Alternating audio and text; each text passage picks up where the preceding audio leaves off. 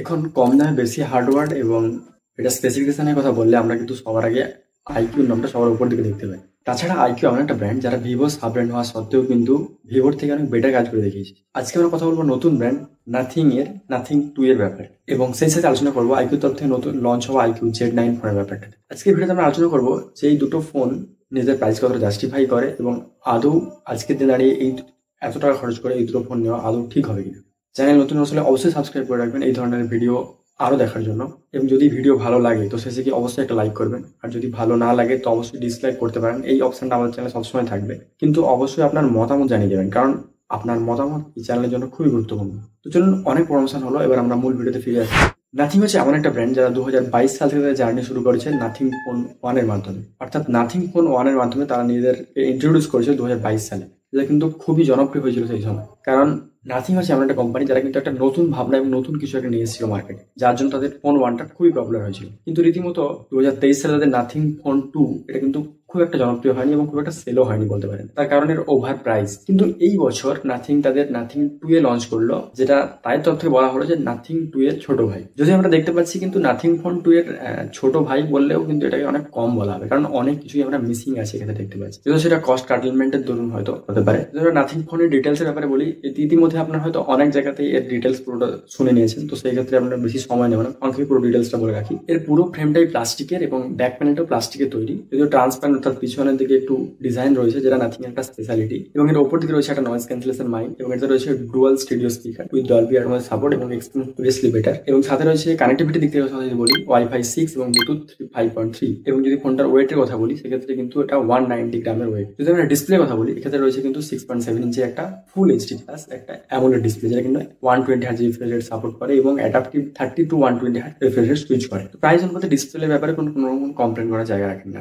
পারফরমেন্সের কথা বলি, সেক্ষেত্রে প্রসেসরের নামটা তো সবার আছে, সেক্ষেত্রে প্রসেসর কিন্তু রয়েছে মিডিয়াটেকের তরফ থেকে 7200 প্রসেসর। যাই হোক, কস্ট ক্যালকুলেটর ধরুন এবারও কিন্তু নাথিং কোয়ালকমের পরিবর্তে তাদের ফোনে মিডিয়াটেকের প্রসেসর দিয়েছে। যাই হোক, মিডিয়াটেকের প্রসেসর কিন্তু অনেক বেটার প্রসেসর এখনকার দিন দাঁড়িয়ে। সাথে রয়েছে এখানে পারফরমেন্সের জন্য LPDDR5X RAM এবং UFS 2.2 স্টোরেজ টাইম, যেটা প্রাইস অনুপাতে আমি বলবো যে UFS 3.1 হলে একটু বেটার হতো, যেহেতু এটা 120,000 টাকার উপর দামি কোনো ফোন 3.2 হলে কিন্তু সেক্ষেত্রে বেটার ছিল। নাথিং ওয়েস 2.5 রয়েছে এটাতে, যেখানে অ্যান্ড্রয়েড 13 এটা এখানে অ্যান্ড্রয়েড 14 উপর বেস করে তৈরি। কোম্পানির মতো এখানে নাকি থাকবে 3 বছর অ্যান্ড্রয়েড আপডেট এবং 4 বছরের সিকিউরিটি আপডেট। এতক্ষণ তো বললাম সব ভালো ভালো কথা, তো এই ফোনতে কোনো রকম খারাপ কিছু নেই না, অবশ্যই সেক্ষেত্রে রয়েছে এর দুর্বল পয়েন্ট, যেটা তা হচ্ছে এর ক্যামেরা। কাগজে কলমে কিন্তু একটা বিশাল বিশাল মেগাপিক্সেলের ক্যামেরা থাকলেও নাথিং তার ক্যামেরা যে দুর্বলতা সেটা কিন্তু খুব একটা কাটিয়ে উঠতে পারেনি। এখানে ক্যামেরা সেটের কথা বলে এখানে রয়েছে একটা 50 মেগাপিক্সেলের মেইন সেন্সর এবং একটা 50 মেগাপিক্সেলের আলট্রা ওয়াইড অ্যাঙ্গেল লেন্স। যাই হোক, কোনো ফালতু ক্যামেরা কোনো নাথিং দেয়নি, এটা কিন্তু একটা ভালো পদক্ষেপ। এবং ফোনটা রয়েছে একটা 32 মেগাপিক্সেলের সেলফি ক্যামেরা। ক্যামেরা কোয়ালিটির কথা বলে, যেহেতু আমি পার্সোনালি ফোনটা ইউজ করিনি, কিন্তু বিভিন্ন ইউজার্স এবং বিভিন্ন রকম আর্টিকেলস অনুযায়ী এর ক্যামেরা কিন্তু খুব একটা ভালো নয়। অর্থাৎ এর ক্যামেরাতে অনেক কিছু বাগ বা বিশেষ করে সবাই যেটা দাবি করছে হচ্ছে পোর্ট্রেট ক্যামেরা নাকি খুব একটা বেটার নয়। ভিডিও স্টেবিলাইজেশন অবশ্যই রয়েছে, কারণ ভিডিও অনেকটা স্টেবল। আর যদি বলি ম্যাক্সিমাম ভিডিও রেকর্ডিং কথা, এখানে কিন্তু ব্যাক এবং ফ্রন্ট দুটো দিয়ে ম্যাক্সিমাম 4K 30 রেজুলেশন করা যায়, এটা কিন্তু একটা প্লাস পয়েন্ট এই ফোনটার অবশ্যই। এবং এই ফোনটাতে রয়েছে 5000 mAh ব্যাটারি এবং সাথে রয়েছে একটা 45 ওয়াটের চার্জিং এর সাপোর্ট। কোনো চার্জার কিন্তু এক্ষেত্রে বক্সে দেওয়া হয়নি। বক্সে চার্জার না দেওয়াটা এটা কিন্তু একটা খারাপ দিক না দিকে, কারণ আপনাকে চার্জারের জন্য কিন্তু আরো এক্সট্রা 2000 টাকা পে করতে হবে, যেটা কিন্তু এই ফোনের সঙ্গে অ্যাড হয়ে যাবে। যাই হোক, এটা দুটো ভেরিয়েন্ট অ্যাভেলেবল, 8/128GB ভেরিয়েন্ট এবং একটা 12/256GB ভেরিয়েন্ট।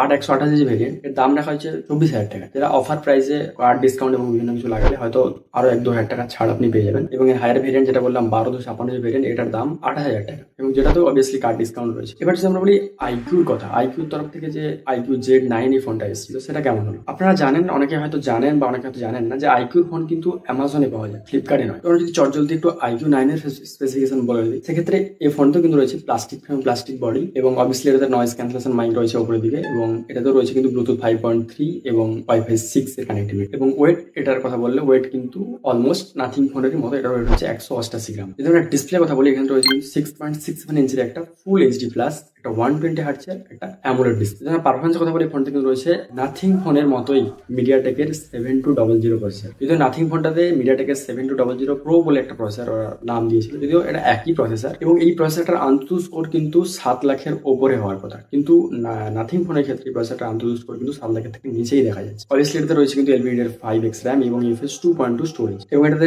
সফটওয়্যারের দিকটাতে রয়েছে FunTouchOS 14, যেটা কিনা অ্যান্ড্রয়েড 14 উপর বেস করে তৈরি। যদি আমরা ক্যামেরা সেটআপের কথা, এখানে রয়েছে একটা 50 মেগাপিক্সেলের সনি সেন্সর এবং একটা 2 মেগাপিক্সেলের ম্যাক্রো ক্যামেরা, যেটা কোনো কাজের নয় অবভিয়াসলি, জাস্ট শোকেস ক্যামেরা। এবং ম্যাক্সিমাম ভিডিও রেকর্ডিং এর কথা বললে কিন্তু এর মেন ক্যামেরা দিয়ে অর্থাৎ ব্যাক ক্যামেরা দিয়ে ম্যাক্সিমাম 4K 30 ফ্রেমস ভিডিও করা যায়, কিন্তু ফ্রন্ট ক্যামেরা রয়েছে অর্থাৎ একটা 16 মেগাপিক্সেলের সেলফি ক্যামেরা। আর যদি আমরা বলি ফ্রন্ট সেলফি ক্যামেরাতে ম্যাক্সিমাম ভিডিও রেকর্ডিং এর কথা, এখানে কিন্তু 1080p 30 frames maximum video record করা যায়। ইমেজের কথা বললে কিন্তু আমার মনে হয় আইকিউর ফোনটার ইমেজ কোয়ালিটি কিন্তু নাথিং এর থেকে অনেক পরিমাণ বেটার, এবং এটাতে ব্যাটারি রয়েছে 5000 mAh ব্যাটারি এবং একটা 44 ওয়াটের চার্জার। কিন্তু এর ক্ষেত্রে একটা সুবিধা কি, এর ক্ষেত্রে বক্সে কিন্তু চার্জার দেওয়া হয়েছে, যেটা নাথিং এর থেকে শেখা উচিত। আমরা যদি iQOO Z9 ফোন প্রাইসের কথা বলি, এটা কিন্তু দুটো ভেরিয়েন্ট অ্যাভেলেবল, একটা 8/128GB ভেরিয়েন্ট যেটার দাম 20,000 টাকা, এবং যেটা অফার প্রাইসে 18,000 টাকাতে পাবেন আপনি এই সময়, যদি আপনার কাছে HDFC এবং ICICI ব্যাংকের কার্ড থাকে। ক্রেডিট এবং ডেবিট উভয় কার্ডই অ্যাপ্লাই হবে এক্ষেত্রে, এটা একটা কিন্তু ভালো দিক, কারণ বেশিরভাগ মানুষের কাছে কিন্তু ক্রেডিট কার্ড থাকে না, সেক্ষেত্রে ডেবিট কার্ড দিয়েও আপনি সুবিধা পেয়েছেন। এবং আরেকটা ভেরিয়েন্ট রয়েছে এখানে 8/256GB ভেরিয়েন্ট, যেটার দাম আরো 2,000 টাকা বেশি, অর্থাৎ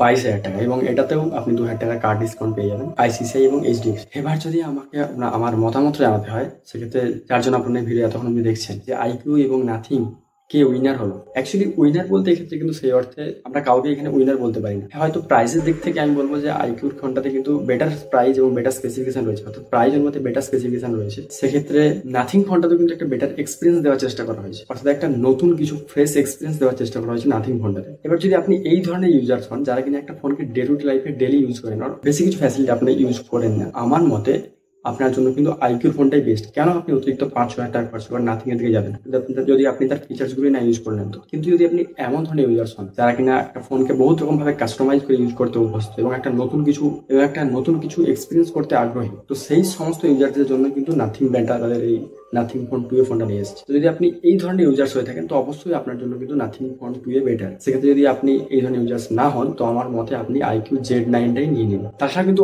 নাথিং ফোন 2 কোনো চার্জার থাকছে না বক্সের ভিতরে, তো এই চার্জারের জন্য আপনাকে কিন্তু অতিরিক্ত আরো 2,000 টাকা খরচ করতে হবে, সেটাও কিন্তু একটা কস্ট এই ফোনের সঙ্গে অ্যাড হবে, যদি আপনার বাড়িতে কোনো চার্জার না থেকে থাকে। তো আজকের মতো এই অবধি, আপনার সঙ্গে দেখা হচ্ছে পরের কোনো ভিডিওতে। চ্যানেল নতুন হলে অবশ্যই সাবস্ক্রাইব করে রাখবেন এই ধরনের ভিডিও ভবিষ্যতে দেখার জন্য। এবং আজকে দুটো ফোনের সম্পর্কে যদি আপনার কোনো জানার থেকে থাকে, অবশ্যই আমার ভিডিও নিচে কমেন্ট করবেন, আমরা চেষ্টা করবো আপনার প্রশ্নের উত্তর দেওয়ার জন্য। তো আজকের মতো এই অবধি।